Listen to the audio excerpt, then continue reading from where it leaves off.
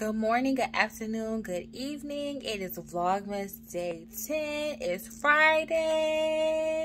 You made it.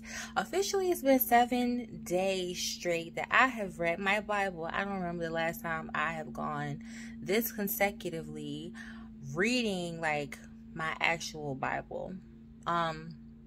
But with that being said, we're going to jump right into it. So yesterday, we read about the connection between John and Jesus and that they're cousins. However, like, it's really been, like, heavy on my mind today. Like, I want to do, like, some more origin of, like, why is David so important that the Bible refers to Jesus as the son of David or the house of David, because it's like many people before David and after David, so why specifically him? So that's what I'm going to do today. So I am in the book of Samuel today. So I done read about 20 or 25 chapters, and I'm going to try to condense it as much as I can. And as always, read everything, because I'm going to be hopscotching and skipping around. Okay, let's get into it. So in the book of Samuel and chapter 1, it opens up talking about a man named Elkanah. Elkanah has 2 wives, Peninnah, who has children, and Hannah, who doesn't have children.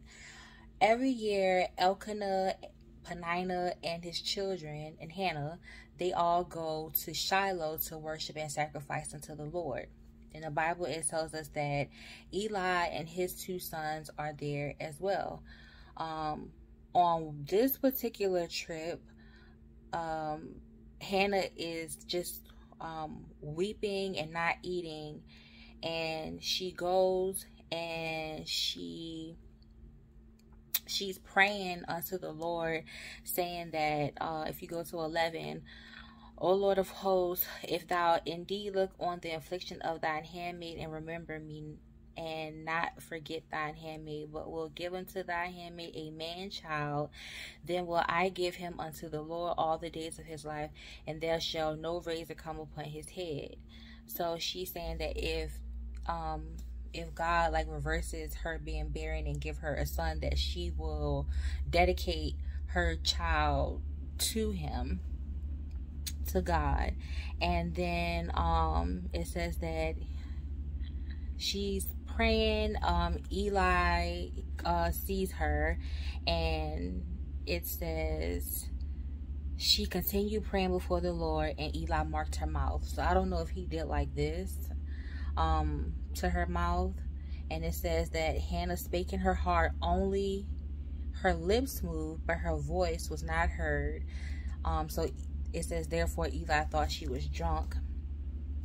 And she explains to him that she wasn't drunk, but in 15 she said, I have a sorrowful spirit, and I haven't drinking wine or any strong drink. And 16, count not thine handmaid for a daughter of Belial, for out of the abundance of my complaint and grief have I spoken hitherto. Then Eli answered and said, go in peace, and the God of Israel grant thee thy petition that thou hast asked of him.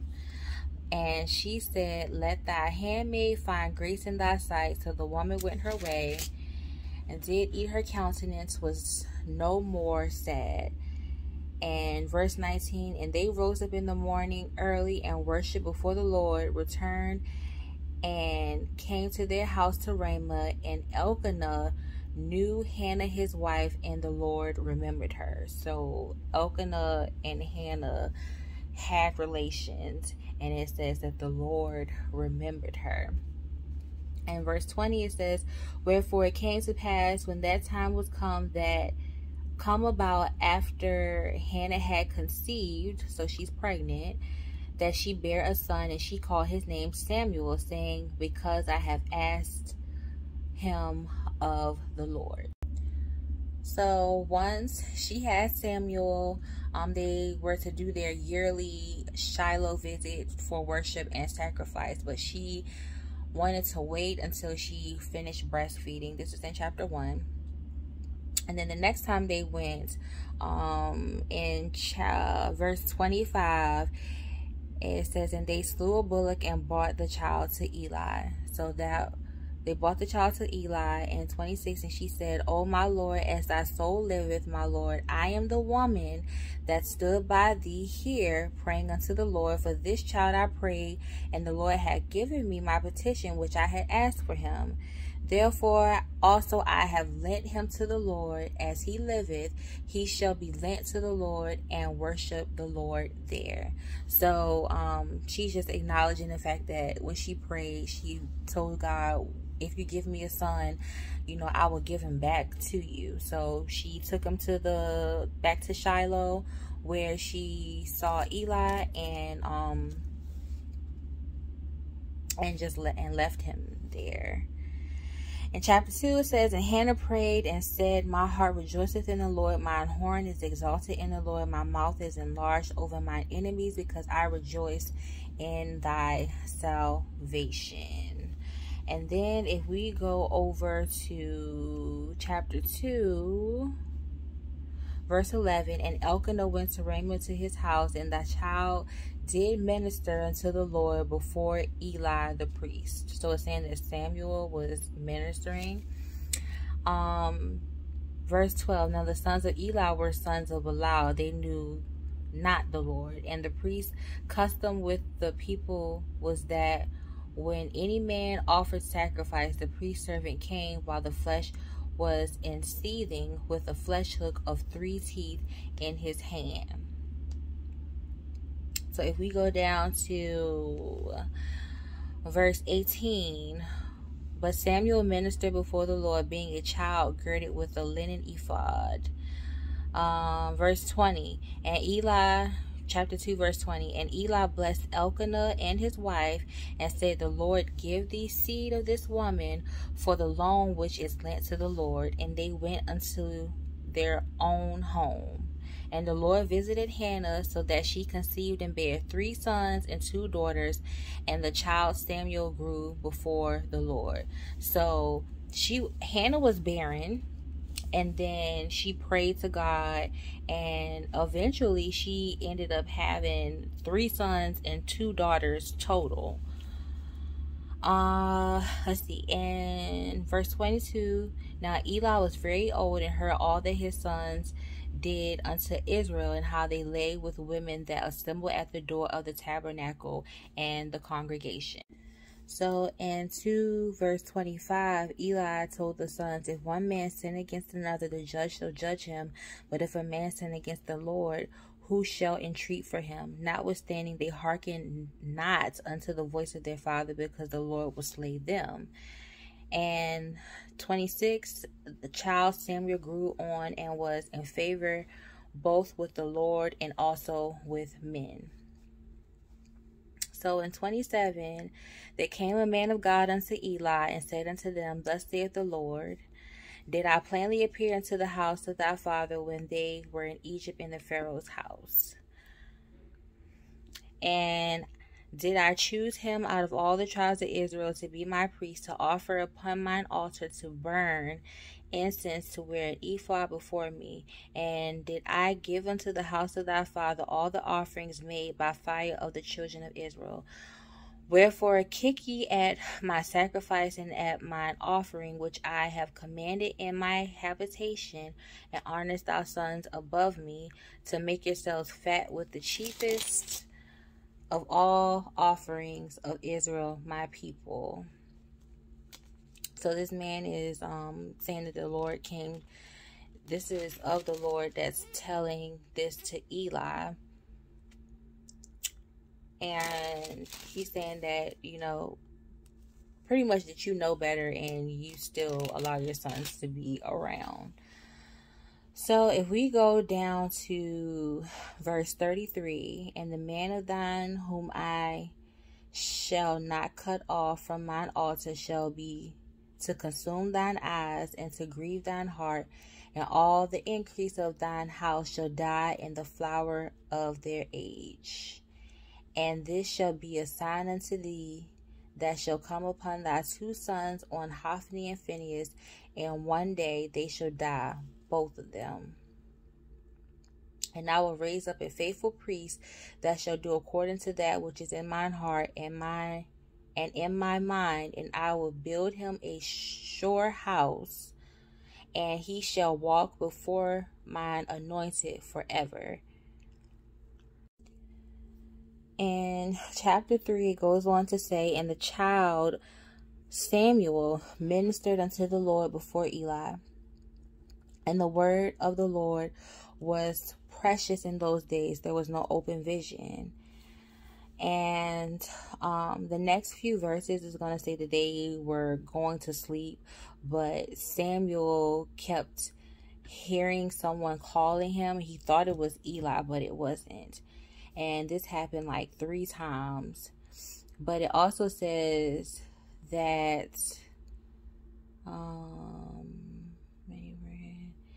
he went, Samuel rose again. And verse 7, it says, Samuel did not yet know the Lord, neither was the word of the Lord yet revealed unto him. However, he could still hear the Lord calling him. But when Eli told him that it wasn't him calling him, he told him, he said, go lie down. In verse 9, go lie down. And it shall be, he called thee, that thou shalt say, Speak, Lord, for thy servant heareth. So Samuel went and lay down in his place, and the Lord came and stood and called as at the other times. Then Samuel answered, Speak, for thy servant heareth. So it goes on to say that in verse 12, chapter 3, verse 12, in that day I will perform against Eli all the things which I have spoken concerning the house. When I begin, I will also make an end. So I believe it's referring to the things that was said in chapter 2. And if we go down to chapter 17, by this time Eli has asked Samuel, what did the Lord say to you? And in 17 he said, what is the thing that the Lord has said unto thee? I pray thee, hide it not from me. God do so to thee, and more also, if thou hide anything from me of all things that he has said unto thee. And Samuel told him every whit, and hid nothing from him. And he said, it is the Lord. Let him do what seemeth good. So in chapter 4, it goes on to talk about how Israel is in battle against the Philistines. And the Philistines are now looking for the Ark of the Covenant, which is, it says that it's between the cherubims, in verse 4, between the cherubims and the 2 sons of Eli, Hophni and Phinehas. But if you go to verse 11, it says the ark of God was taken, and the 2 sons of Eli, Hophni and Phinehas, were slain. So that's like part of the, I guess, prophecy that came to pass, that they both, Hophni and Phinehas, were both going to die at the same time. And so then they reported back to Eli that the Ark of the Covenant had been taken, and Hophni and Phinehas died. And in verse 18 it says, when it came to pass, when he had mentioned of the ark of God, that he fell from off the seat backward, he as in Eli, by the side of the gate, and his neck brake, and he died, for he was an old man and heavy, and he had judged Israel 40 years. So I think he was judged because he didn't pray to God about his sons that were doing wrong. So I guess there was like, you didn't come to God about your son, so it was kind of like you were allowing it, you were condoning it, I think. Y'all let me know what y'all think. So from then until chapter 7, the Philistines were like getting the best of Israel. But if we go to verse 3, it says, And Samuel spake unto all the house of Israel, saying, If ye do return unto the Lord with all your hearts, then put away the strange gods and Ashtaroth from among you, and prepare your hearts unto the Lord, and serve him only, and he will deliver you out of the hand of the Philistines. Then the children of Israel did put away Balaam, Ashtaroth, and served the Lord only. So after they turned their hearts back to the Lord only, Samuel offered up a burnt offering unto the Lord. And if we go to verse 13, chapter 7, verse 13, so the Philistines were subdued, and they came no more into the coast of Israel, and the hand of the Lord was against the Philistines all the days of Samuel. In chapter 8, it says, It came to pass when Samuel was old, he made his sons judges over Israel. However, in chapter 3, it says that his sons don't walk in his way, and they have turned aside after lucre and took bribes and perverted judgment. So in verse 5, the elders, they came to Samuel and said, You're old, and your sons, they don't act like you. So with that being said, they started asking for a king. And in verse 6 it says, But the thing displeased Samuel when they said, Give us a king to judge us. And Samuel prayed unto the Lord. So that was the thing that he did differently from Eli. Eli should have prayed about his sons, but he just talked to them. So in verse 6 it says that Samuel didn't like what the people were asking for a king because of his sons. So he prayed to the Lord, and the Lord said unto him in verse 7, Hearken unto the voice of the people and all that they say unto thee.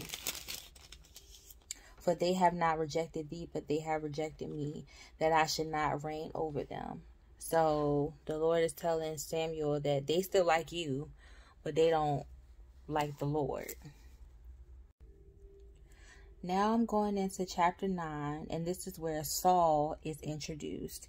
And it makes a point to say that in verse 2, that Saul is a choice young man and a goodly, and there was not among the children of Israel a goodlier person than he.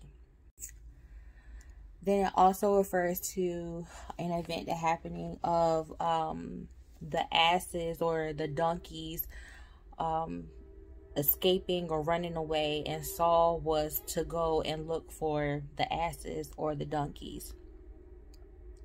Then while he's looking for them, he's not able to find them, and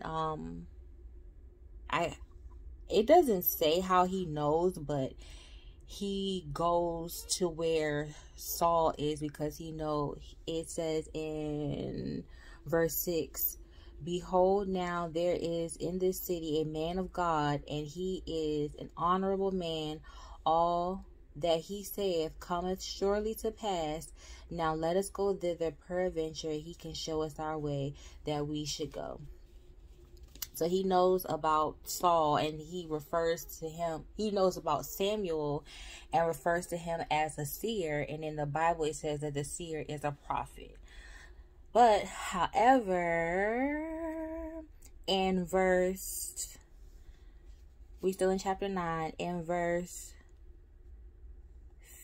15, Now the Lord had told Samuel in his ear the day before Saul came, saying, Tomorrow about this time I will send thee a man out of the land of Benjamin, and thou shalt anoint him to be captain over my people Israel, that he may save my people out of the hand of the Philistines. For I have looked upon my people, because their cry is come unto me. Verse 17, and when Samuel saw Saul, the Lord said unto him, Behold, the man whom I spake to thee of, this same shall reign over my people. Then Saul drew near to Samuel in the gate and said, Tell me, I pray thee, where the seer's house is. So Saul is looking for the seer or prophet, who is Samuel, who he is talking to. And Samuel answered Saul and said, I am the seer. Go up before me unto the high place where ye shall eat with me today, and tomorrow I will let thee go, and will tell thee that is in thine heart. Verse 20, and as for thine asses that were lost 3 days ago, set not thy mind on them, for they are found, and on whom is all the desire of Israel is not on thee and on thy father's house. So he told him, well, I know where your donkeys are also. Chapter 10, Samuel took a vial of oil and anointed Saul's head. Saul was supposed to meet with other men and they were going to prophesy to him. But in verse 6 it says, and the Spirit of the Lord will come upon thee, and thou shalt prophesy with them, and shalt be turned into another man. 7, and let it be, when these signs are come unto thee, that thou do as occasion to serve thee, for God is with thee. In verse 9, and it was so that when he had turned his back to go to Samuel, God gave him another heart, and all those signs came to pass that day. And when they came thither to the hill, behold, a company of prophets met him, and the Spirit of God came upon him, and he prophesied among them. So I'm going to put a pin in it right here because it's already over 20 minutes. So those of you who are still following along, thank you so much. We're going to continue tomorrow. David hasn't been introduced yet. We still on Saul. So make sure you like, comment, subscribe. I'll see you tomorrow. We'll pick up where we left off. Bye-bye.